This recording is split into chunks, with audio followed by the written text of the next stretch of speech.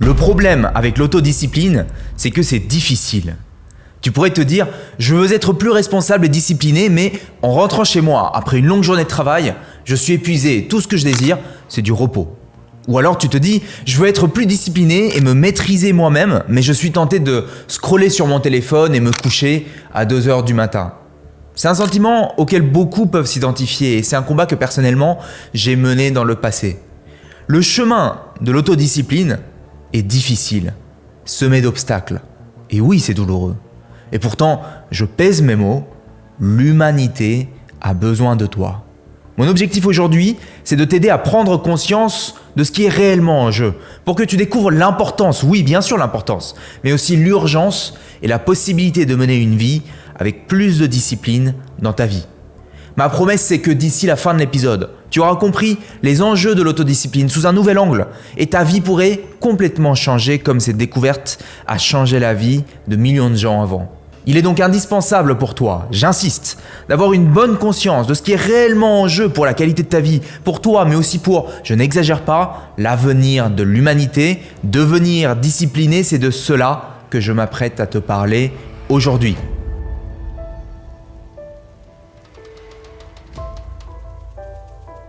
Je suis Julien Kim, j'ai aidé plus de 1500 personnes comme toi et moi à changer leur vie et je suis là pour t'aider à changer la tienne. Alors pourquoi changer ? Si on y réfléchit vraiment, pourquoi est-ce qu'on devrait changer et devenir discipliné ? Pourquoi s'infliger une telle douleur ? Si tu vis une vie aujourd'hui où tu t'amuses, où tu passes beaucoup de bons moments, où tu as la possibilité de regarder chaque jour des vidéos sur YouTube, de jouer à des jeux vidéo, faire la fête ou faire toutes sortes de choses qui te procurent du plaisir. Franchement, penser à tes responsabilités, te lever tôt, faire de l'exercice, développer des compétences professionnelles, manger sainement, étudier, tout ça semble très fatigant, exigeant et ça te viderait de ton énergie. C'est douloureux. Être discipliné est douloureux. Ou si tu vis une vie aujourd'hui où tu as un travail, tu as des responsabilités et tout ce que tu veux faire en rentrant, c'est de te reposer parce que tu le mérites. Franchement, penser à te discipliner, faire plus, aller plus loin, ça te semble fatigant, exigeant, ça te viderait de ton énergie. C'est douloureux.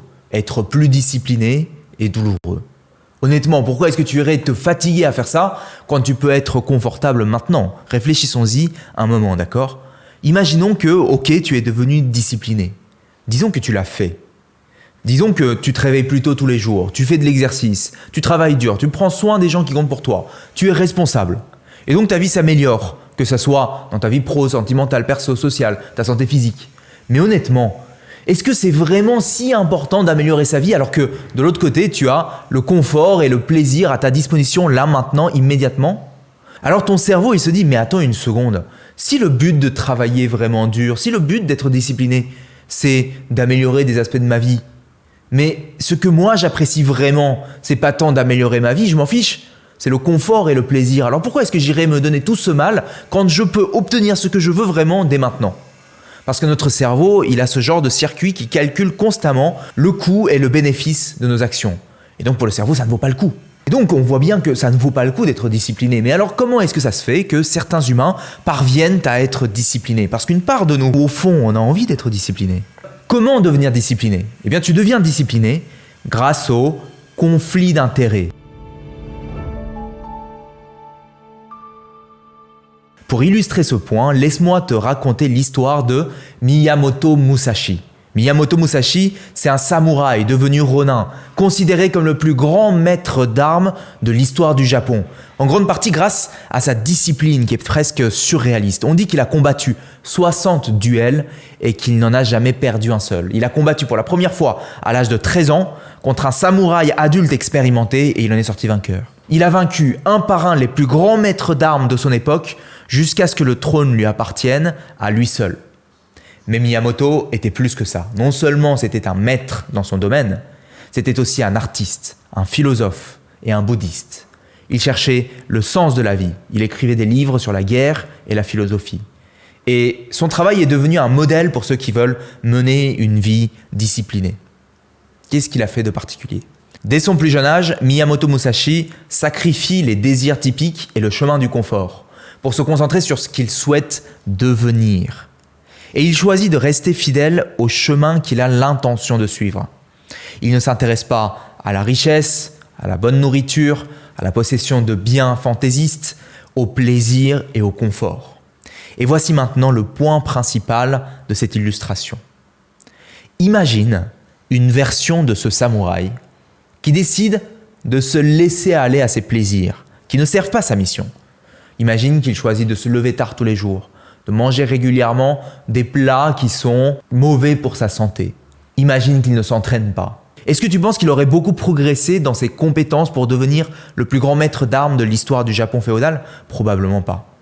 Pour Miyamoto Musashi, devenir le plus grand maître d'armes de l'histoire du Japon féodal avait bien plus de valeur que le confort et le plaisir. Autrement dit, le confort et le plaisir étaient en conflit d'intérêts avec sa mission. Parce que comprenons bien ce qu'est vraiment la discipline. La discipline signifie que tu es capable de faire des sacrifices. La discipline, c'est quand tu veux faire quelque chose tout de suite et que tu penses plutôt « non, je vais repousser mon plaisir ». Peut-être pour toujours, mais en tout cas au moins pour une très longue période. Et tu te concentres sur quelque chose que tu penses portera ses fruits à moyen ou long terme. Et donc tu regardes vers l'avenir et tu décides qu'en rendant ta vie un peu moins plaisante maintenant et un peu moins impulsive maintenant, tu rendras ta vie demain plus productive et plus grande. Et c'est difficile à faire. De nombreux chercheurs ont observé ceux qui ont réussi et ceux qui ont échoué pendant des millénaires. Ceux qui réussissent font des sacrifices. Ils repoussent leur plaisir, ils négocient avec l'avenir. Ceux qui réussissent ont une mission qui est en conflit d'intérêts avec le confort et le plaisir. Et cette mission l'emporte. Les conflits d'intérêts sont si puissants que si tu prends un rat et que tu le mets dans une cage tout seul et qu'il n'a rien à faire et tu lui donnes accès à de la cocaïne, il devient accro au point de ne faire que prendre de la cocaïne. Mais si tu remets ce rat avec d'autres rats et qu'il peut faire d'autres choses, alors il est très difficile de le rendre accro à la cocaïne. Et donc le rat, sans but, est enclin à l'addiction, ce qui est un autre mot pour rechercher le plaisir et le confort. Et avec les êtres humains, c'est pareil. Si la vie n'a pas de sens, nous recherchons le plaisir et le confort. Si le plaisir et le confort n'est pas en conflit d'intérêt avec quelque chose qui a du sens, alors on privilégie le plaisir et le confort. Dans le monde moderne, le plaisir instantané n'a jamais été aussi facilement accessible. Mais la triste réalité, c'est que se complaire constamment dans les plaisirs ne mène pas au bonheur. Ça peut conduire plutôt à un sentiment de vide et même à l'addiction dans les cas les plus extrêmes. Aujourd'hui, le plaisir est si facilement accessible que c'en est devenu presque effrayant. Il suffit de sortir son portable de sa poche pour obtenir sa dose de dopamine instantanée. Peu importe ce que tu fais, il y a toujours quelqu'un, un produit ou un service qui te vend du plaisir et du confort, déguisé en promesse de bonheur. L'antidote au plaisir, c'est le sens. C'est croire en quelque chose qui dicte vraiment ton quotidien d'une manière qui ne peut que te faire avancer, peu importe les plaisirs qui t'entourent. Pour trouver ce sens, on peut regarder ceux qui ont réussi à trouver le sens et à lutter contre le plaisir extérieur, comme Miyamoto Musashi. Tu sais, dans la société d'aujourd'hui, trop souvent, nos envies et nos désirs viennent de l'extérieur. Si tu es quelqu'un qui a du mal à te discipliner ou alors que tu le fais à contre-cœur et que tu abandonnes ensuite, une bonne question à te poser c'est « Au fait, d'où vient mon envie de discipline ? Est-ce que cette envie vient de l'intérieur ou est-ce que cette envie vient de l'extérieur, de la société ?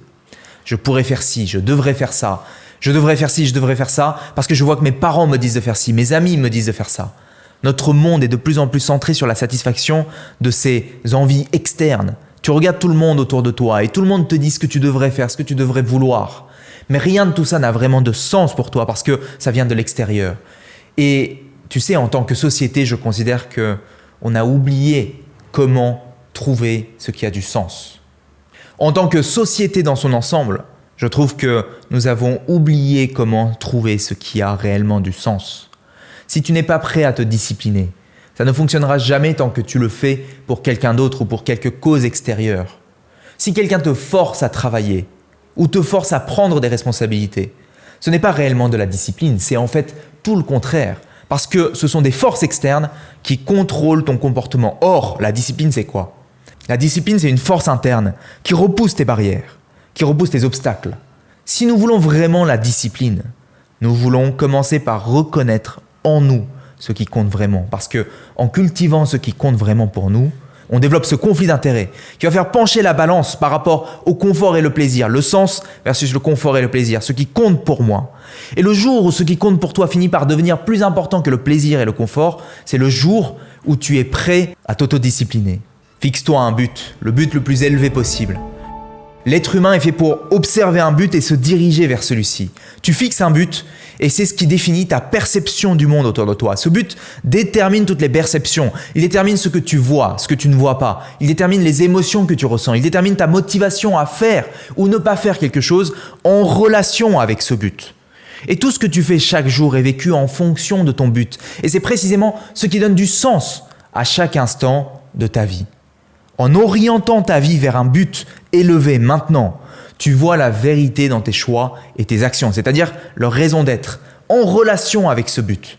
Certaines choses, certains choix, certaines actions deviennent magnifiques parce qu'ils pointent vers ce but. Et d'autres comme étant moins beaux et moins vrais parce qu'ils pointent vers des buts inférieurs comme le plaisir et le confort. Fixe-toi un but, le but le plus élevé possible. Maintenant que tu as un but, tu commences à faire des pas vers celui-ci. Est-ce que tu connais David Goggins? David Goggins est un ancien membre de la Navy SEAL, connu pour être un coureur d'ultramarathon super discipliné, résilient. Il explique que lors de ses épreuves, son esprit emploie sur lui des tactiques pour le tromper. Il dit « Votre esprit développera toutes sortes de tactiques pour vous empêcher de continuer, parce qu'il déteste ce qui est incertain. Il préfère que vous répétiez les mêmes actions, même si ça vous rend malheureux, parce qu'au moins c'est familier, au moins c'est sûr, au moins c'est confortable. Mais une fois que vous aurez avancé, vous regarderez en arrière et vous vous direz « Mais qu'est-ce que c'était que tout ce bruit dans ma tête ?» Ton esprit essaiera continuellement de te convaincre de préférer le plaisir et le confort. Surmonte le bruit de ton esprit. Alors les amis, l'heure est grave. Aujourd'hui, la société nous offre sans arrêt du plaisir et du confort. À quoi ça sert de devenir discipliné si j'ai du plaisir et du confort à portée de main? Eh bien, qu'est-ce qui compte vraiment pour moi? En quoi ce qui compte vraiment pour moi est si important que comme Miyamoto Musashi, je suis prêt à endurer l'inconfort et la douleur pour voir mon rêve se concrétiser. Quel est mon rêve? Quel est ton rêve? Lorsque tu avances vers ce rêve, ton esprit continue de t'indiquer le plaisir et le confort. Il utilise toutes sortes de tactiques. Il sèmera le doute en toi. Il suscitera en toi la peur. C'est pourquoi il est urgent aujourd'hui de devenir plus discipliné que jamais, développer sa force de caractère et apprendre à être confortable dans l'inconfort. J'insiste, c'est important, c'est urgent, c'est facile. J'ai pour toi une méthode simple pour développer ta force de caractère, devenir plus discipliné et apprendre à être confortable dans l'inconfort.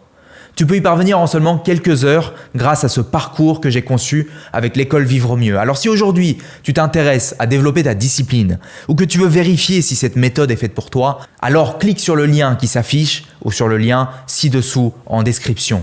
Tu accéderas à une vidéo privée qui t'explique étape par étape ce qu'il faut faire pour apprendre à être confortable dans l'inconfort, pour construire une force de caractère et être capable d'affronter l'adversité que la vie nous impose inévitablement grâce à la résilience et la discipline. Donc clique maintenant pour visionner cette vidéo et je vais terminer avec une question. Qu'est-ce que tu préfères? Le confort et le plaisir, mais en échange ta vie n'a pas de sens? Ou une vie qui a du sens, mais en échange tu vas devoir apprendre à endurer l'inconfort et la douleur qui viennent inévitablement avec celle-ci? Si tu as aimé cet épisode et que tu veux nous soutenir, laisse-nous un commentaire, c'est important pour l'algorithme, ça nous aide à faire grandir cette communauté. Alors si tu laisses un commentaire, je te serai super reconnaissant. Merci pour ton écoute, on avance ensemble, c'était Julien Kim, le meilleur est à venir. Ciao.